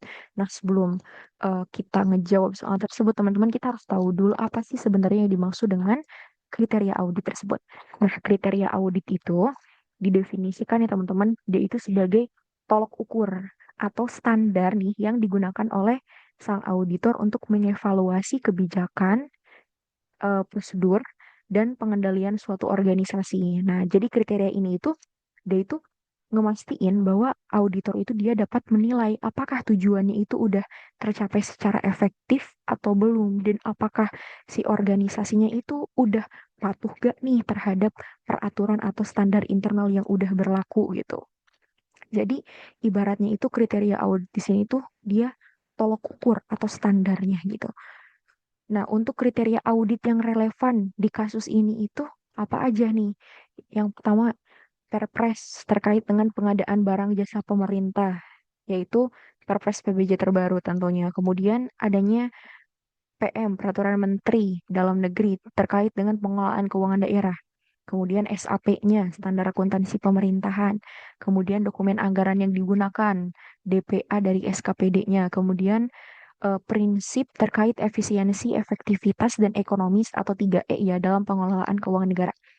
Nah, jadi di sini kan kriteria itu tolok ukur ya teman-teman untuk menilai pelaksanaan belanjanya tuh sesuai ketentuan atau enggak. Jadi, pasti teman-teman tanya, kriteria tuh emang dia kan tadi dikatakan dia standar ya. Oh, berarti mungkin kriteria itu dia selalu berbentuk aturan ya, selalu berbentuk apa peraturan atau kayak SOP gitu. Nah, itu enggak ya teman-teman. Jadi, kriteria itu bisa berasal dari beberapa hal. Teman-teman bisa lihat di layar. Yang pertama, dia memang bisa dari peraturan perundang-undangan. Nah, ini memang dia tuh kriteria audit yang paling, ibaratnya tuh paling pertama gitu, paling kuat. Karena kan paling, paling, ibaratnya apa ya? Dia peraturan perundang-undangan tuh kan buktinya tuh berarti menandakan validitas yang kuat gitu. Kemudian yang kedua, itu bisa aja kriteria itu dari standar atau ketentuan resmi yang berlaku.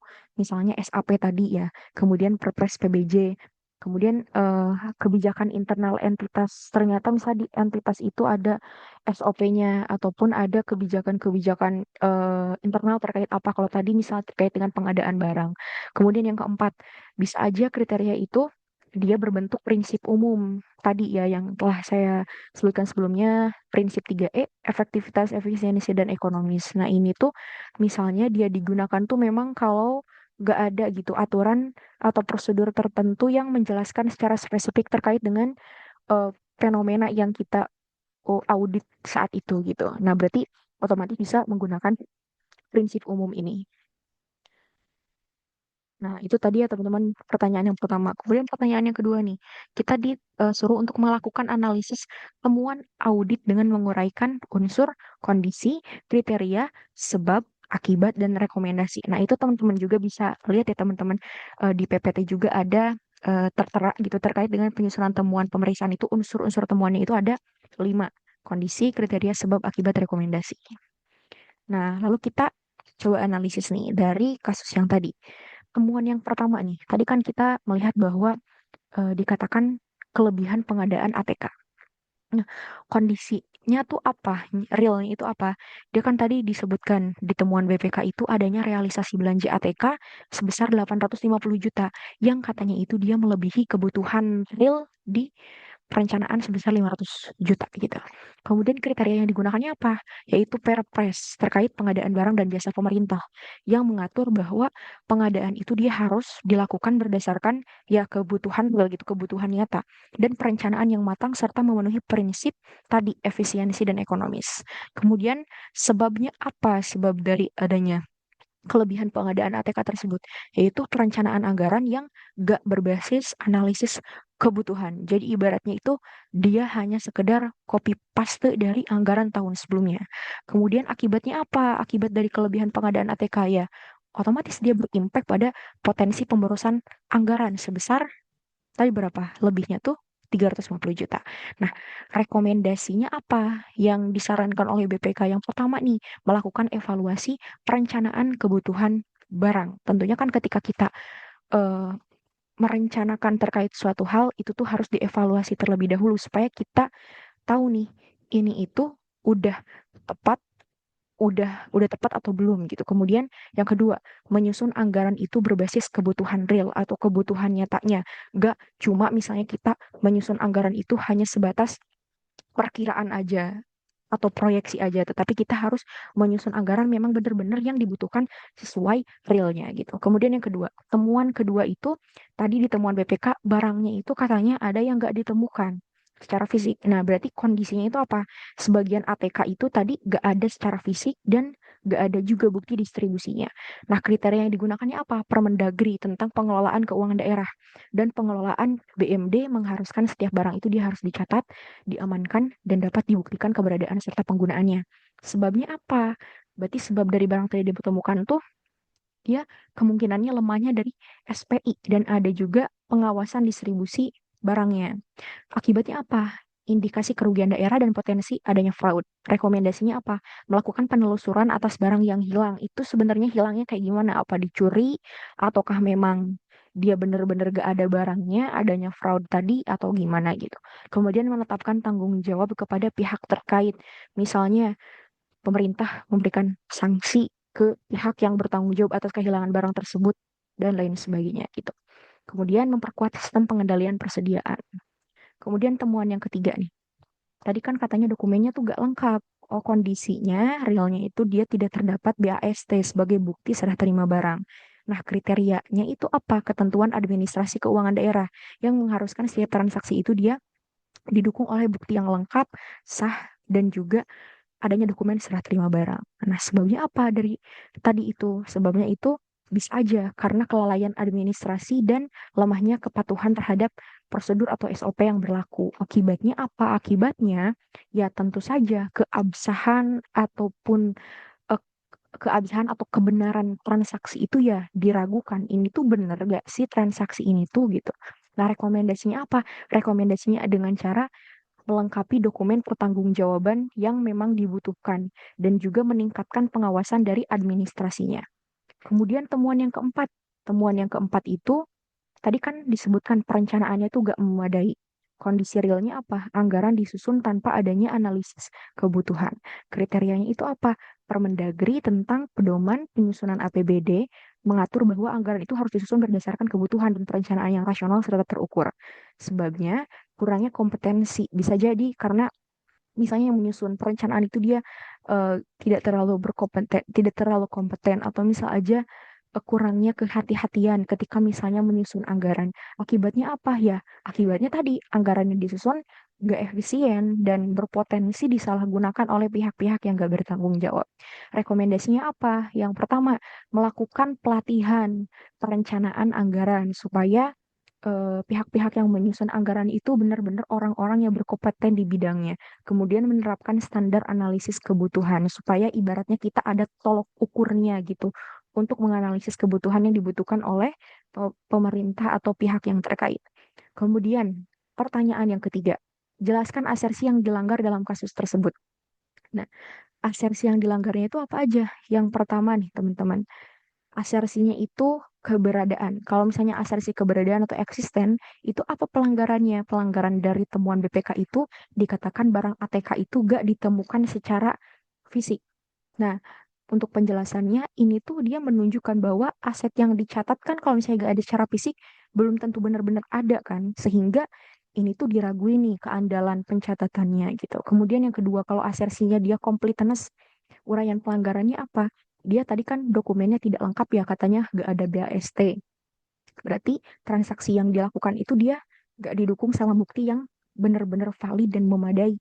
Sehingga ya gak seluruh informasi yang seharusnya disajikan itu telah dicatat gitu. Jadi penilaian, kemudian yang ketiga, asersi penilaian dan alokasi atau valuation. Nah, untuk pelanggarannya apa? Nilai pengadaannya itu tadi tidak mencerminkan kebutuhan real atau kebutuhan sebenarnya. Jadi adanya ketidaksesuaian kan tadi antara nilai yang dianggarkan dan juga direalisasikan dengan kebutuhan realnya. Sehingga bisa aja nanti opini dari si BPK atau auditor itu menjadi tidak wajar. Kemudian yang keempat, asersi hak dan kewajiban, right and obligation. Untuk pelanggarannya apa? Kepemilikan barang tadi kan tidak jelas karena nggak ada BAST gitu. Nah, jadi nggak ada BAST itu dia ya bisa menyebabkan ketidakjelasan apakah entitas itu dia memang benar-benar gak sih memiliki hak atas barang tersebut atau memang hanya sebatas pinjam atau gimana. Jadi harus ada BAST gitu. Nah, teman-teman juga bisa lihat ya terkait dengan asersi-asersi audit apa yang kita gunakan untuk menganalisis terkait kasus misalnya belanja dan pengeluaran kas atau penerimaan kas. Nah, itu ada di PPT dijelaskan ya teman-teman. Terkait juga kondisinya seperti apa untuk memastikan asersi tersebut. Kayak di PPT kan dijelaskan kayak misal asersinya keberadaan.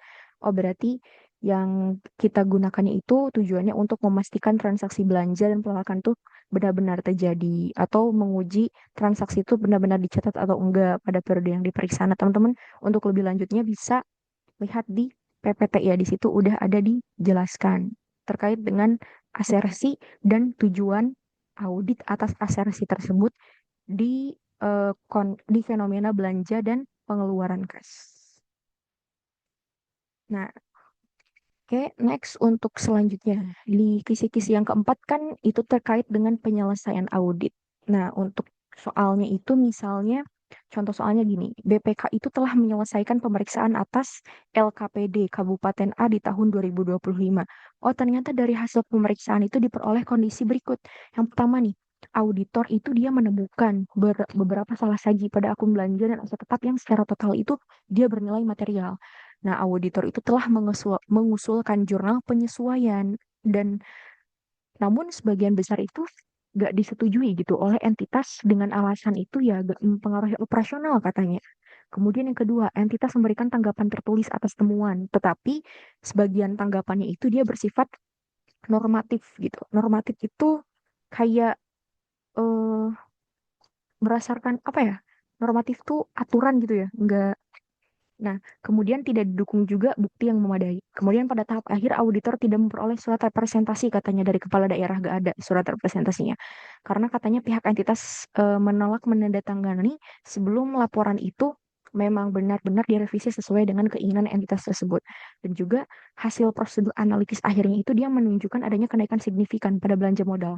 Tapi gak didukung nih dengan perubahan program atau kebijakan yang jelas. Pertanyaannya yang pertama, analisislah tindakan yang seharusnya dilakukan oleh auditor dalam menghadapi kondisi tersebut pada tahap penyelesaian audit. Nah, teman-teman di tahap penyelesaian kan, auditor itu dia itu gak cuma hanya mengumpulkan hasil dari proses audit yang udah dia lakukan, tetapi dia juga harus memastikan bahwa seluruh temuan yang dia temukan itu selama proses perencanaan hingga akhir itu memang benar-benar itu didukung oleh bukti-bukti yang benar-benar valid, benar-benar kuat dan benar-benar cukup dan juga udah melalui proses klarifikasi gitu. Nah, dalam kasus ini, langkah yang seharusnya dilakukan oleh sang auditor di tahap penyelesaian audit itu yang pertama nih, menyusun temuan audit, tetap menyusun temuan audit, meskipun kan tadi entitas itu dia nggak menyetujui jurnal penyesuaian ya, yang seperti di statement di soal sebelumnya. Kemudian, mengevaluasi kembali kecukupan bukti audit atas salah saji yang ditemukan. Jadi misalnya kita udah dapat nih bukti audit atas salah saji yang kita temukan saat proses pelaksanaan audit. Nah, tetapi kita juga di akhir tuh harus mencoba untuk mengevaluasi ulang kembali untuk mencari tahu apakah bukti yang udah kita dapatkan itu benar-benar valid, benar-benar cukup atau enggak gitu. Kemudian yang ketiga, mendokumentasikan secara jelas penolakan entitas terhadap koreksi. Kan tadi di statement bahwa katanya entitas itu menolak ya. Kemudian melakukan pembahasan lebih lanjut terkait untuk memastikan posisi auditor dan entitas terdokumentasi dan juga mempertimbangkan dampak seluruh kondisi terhadap opini audit itu seperti apa. Nah, yang penting teman-teman di sini auditor itu dia nggak boleh ngalah gitu pada entitas jika memang bukti audit itu dia udah kuat. Jadi harus tetap ada nih sikap kita sebagai auditor, sikap skeptisme kita, sikap kehati-hatian, sikap selalu mempertanyakan gitu. Kemudian yang kedua, pertanyaannya evaluasi apakah bukti audit yang diperoleh itu udah cukup dan tepat untuk mendukung opini, jelaskan secara kritis. Nah, bukti audit dalam kasus ini cenderung belum sepenuhnya memadai, teman-teman. Karena apa? Alasannya yang pertama, tadi kan bahwa katanya tanggapan entitasnya itu dia kan bersifat normatif ya. Artinya itu ya dia gak didukung bukti dan juga gak bisa dijadikan dasar pembatalan temuan gitu oleh sang auditor. Karena ya gak ada buktinya gitu. Kemudian salah saji material itu dia tidak dikoreksi. Ya ini otomatis dia meningkatkan resiko salah saji kan dalam laporan keuangan. Kemudian tadi kan nggak ada surat representasi karena katanya nggak mau nanda tangan si pihak entitasnya. Nah ini tuh kalau misalnya nggak ada surat representasi, ini tuh bisa mengurangi keyakinan sang auditor terhadap kelengkapan informasi yang mereka peroleh. Nah artinya teman-teman, meskipun ibaratnya auditor udah melakukan prosedur yang benar, kemudian terkait reliabilitasnya itu atau konsistensi keandalan dari buktinya itu ya menjadi lemah di tahap akhir berdasarkan kasus tersebut gitu. Karena kan berdasarkan temuan-temuan yang auditor temukan sebelumnya gitu. Kemudian yang ketiga, jelaskan implikasi tidak diperolehnya surat representasi terhadap kecukupan bukti audit dan jenis opini yang akan diberikan. Nah, apa implikasi atau dampaknya kalau misalnya auditor itu dia gak dapat surat representasi? Nah, Kalau misalnya implikasi terhadap bukti audit apa? Yang pertama, kan tadi kan, oh ya, kan kita tahu ya bahwa di PPT itu dijelaskan bahwa surat representasi itu dia merupakan bukti tambahan untuk memperkuat keyakinan sang auditor. Jadi, ketidakhadirannya itu dia menunjukkan adanya pembatasan lingkup dari audit. Nah, sehingga auditor itu dia gak bisa mastiin bahwa seluruh informasi yang udah disampaikan secara lengkap, benar atau enggak gitu. Kemudian terhadap opini apa dampaknya? Kalau signifikan, kalau memang benar-benar signifikan, dia tuh dapat mengarah pada opini gak wajar atau adverse. Kemudian tidak memberikan pendapat atau disclaimer. Nah, jadi dalam kasus ini itu, karena kan tadi kan di temuannya itu disertai beberapa masalah ini, teman-teman. Jadi eh, gak hanya gak ada surat representasinya doang, tetapi dibarengi dengan masalah-masalah yang lain, kayak salah saji material, buktinya yang didapatkan lemah. Nah, sehingga dampak yang memang dihasilkannya juga lebih serius dari yang seharusnya kalau misalnya memang nggak ada surat representasi doang gitu.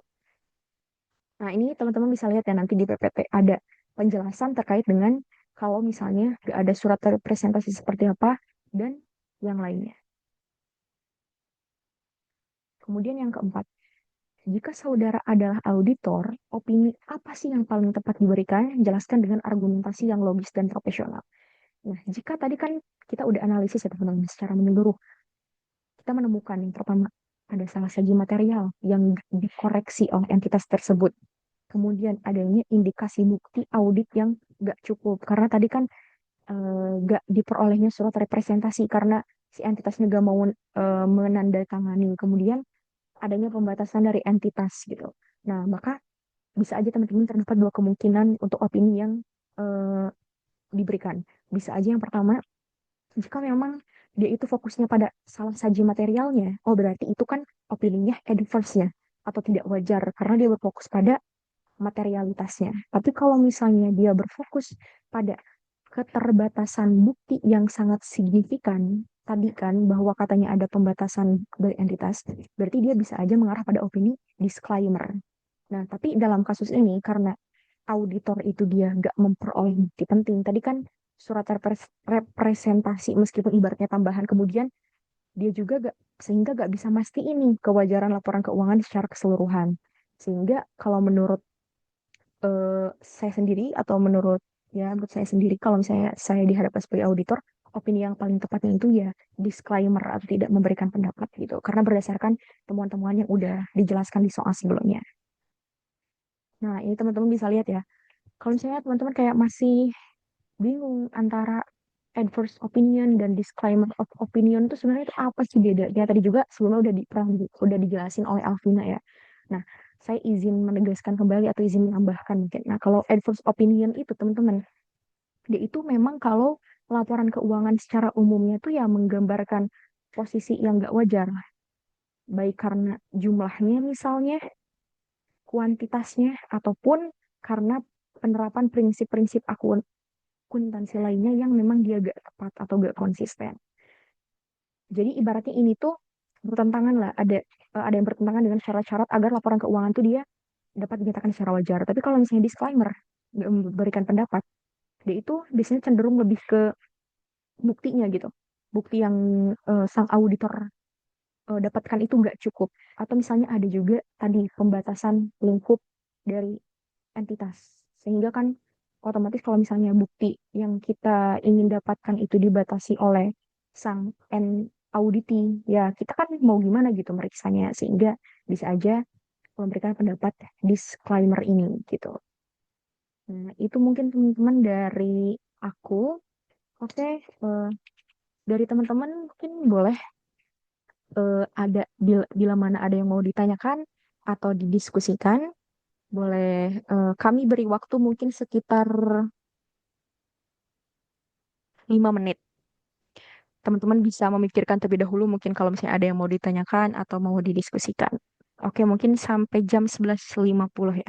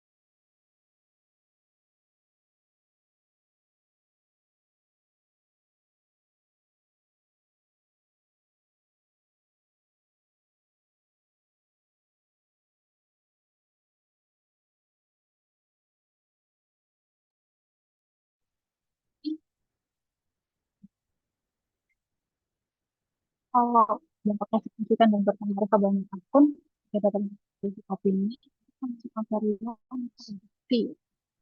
Terus kemampuan untuk tidak wajar, disclaimer, atau UDP. Jadi bisa minta tolong search string, itu search string di box itu udah aku tambahin ya teman-teman. Tentang nah ini sih untuk yaitu masuk wajar dengan pengecualian, tidak wajar sama tidak memberikan pendapat itu dilihat dari dua, yaitu materialitas sama dampaknya. Kalau dia dapat akun dia sendiri itu wajar dengan pengecualian. Tas material terus dia dampaknya menyeluruh, dia maksudnya ke tidak wajar. Terus kalau dia misalnya udah material dampaknya menyeluruh, terus dia nggak ngasih bukti, dia maksudnya ke tidak memberikan pendapat gitu. Jadi kalau tidak memberikan pendapat ini tuh kuncinya di entitas itu tuh mau ngasih bukti secara menyeluruh atau enggak. So, kalau tidak wajar, kalau wajar dengan pengecualian sama tidak wajar itu bedanya di dampaknya ke akun lainnya itu dia berdampak menyeluruh atau enggak. Kan kalau tadi yang persediaan itu dia cuma ngaruh ke persediaan aja kan. Nah, kalau dampaknya menyeluruh dia maksudnya ke tidak wajar. Gitu. Apakah sudah cukup atau masih ada yang mau ditanyakan teman-teman?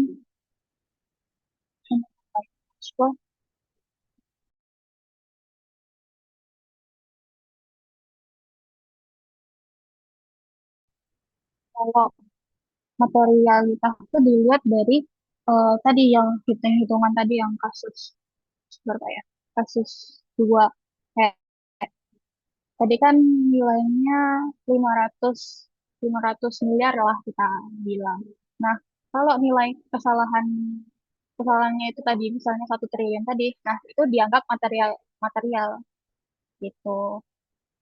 Kalau nilainya tadi PM-nya itu 500 miliar, terus dia kesalahannya cuma 400 miliar, yaitu dianggapnya nggak material gitu. Kalau eh, bertanya tentang material, kalau dampaknya itu ke akun-akun lainnya. Terus kalau nggak ngasih bukti itu, pokoknya kalau dia udah nggak ngasih bukti secara menyeluruh, nah itu pasti opininya tidak bukan pasti sih. Itu nggak memberikan pendapat gitu.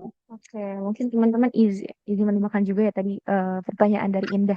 Mungkin aku tangkap mungkinnya pertanyaan dari Indah tuh maksud dari signifikan atau berpengaruh itu maksudnya tuh materialitasnya atau bukti auditnya ya. Nah, terkait itu ya teman-teman. Itu tuh beda ya teman-teman antara materialitas atau bukti. Kalau materialitas itu, nah iya kalau signifikan dan berpengaruh berarti itu pertanyaannya ke materialitas. Kalau materialitas itu dia tuh bertanya ini tuh kesalahannya tuh signifikan, berpengaruh atau enggak sih? Kalau misalnya memang tadi signifikan atau iya atau berpengaruh, jadi signifikan tuh garis miringnya berpengaruh ya teman-teman. Nah, itu tuh kalau signifikan berarti material, tapi kalau enggak signifikan atau enggak berpengaruh dia enggak material. Jadi yang berhubungan sama signifikan atau enggaknya atau berpengaruh atau enggaknya itu dia kalau menurut saya sendiri teman-teman itu tuh berhubungan sama materialitas. Nah, sedangkan kalau misalnya terkait bukti audit itu dia tuh kan menanyakan terkait si auditor itu dia punya data yang cukup gak sih untuk menyimpulkannya. Jadi kalau misalnya kaitannya sama bukti audit, dia itu berarti hubungannya atau relevansinya itu sama cukup atau enggaknya nih bukti yang didapatkan oleh si auditor kayak gitu. Itu mungkin tambahan dari aku sendiri ya teman-teman. Jadi kan karena bisa aja sih aku juga kayak sering kejebak kalau misalnya soalnya bilang oh kesalahan signifikan. Bisa aja misal kita kejebak oh berarti buktinya kurang ya kalau misalnya kesalahan signifikan. Enggak sebenarnya teman-teman. Kalau signifikansi sendiri itu dia berarti hubungannya sama tingkat materialitas gitu. Kalau menurut saya sendiri gitu sih teman-teman. Tapi kalau bukti berarti cukup atau enggak gitu. Gitu. Mungkin kalau udah jadi tanya Mas mau Tapi kalau yang kita tentir hari ini tuh kayak bukan apa ya, yang bakal keluar besok karena kita juga nggak tahu bentuk soalnya kayak gimana, cuma dikasih visi kayak umumnya kayak gini. Jadi kita cuma bahas kayak latihan-latihan soal yang udah pernah dikasih ke kita. Jadi mungkin teman-teman masih bisa belajar lagi ya karena ini audit sektor publik, dia mungkin lebih kuatin Teorinya gitu teman-teman. Dari dasar-dasar pengetahuan-pengetahuan yang ada di PPT-nya. Jadi kalau menurut aku sendiri sih yang penting ibaratnya kita tahu dasarnya atau konsepnya itu seperti apa, seperti yang dijelaskan di PPT, kita insya Allah mungkin bisa nanti ngejawab soalnya seperti apa. Karena kalau menurut saya sendiri ASP ini tuh hubungannya sama logika ya, Vin. Jadi kayak pendapat, karena rata-rata tuh kayak menanyakan pendapat, rekomendasi kayak gitu sih. mungkin Oke. itu aja dari Oke, kita. mungkin Oke, mungkin teman-teman itu mungkin dari kita ya. Mohon maaf kalau misalnya selama tentir ini ada terdapat banyak kekurangannya, banyak kesalahannya.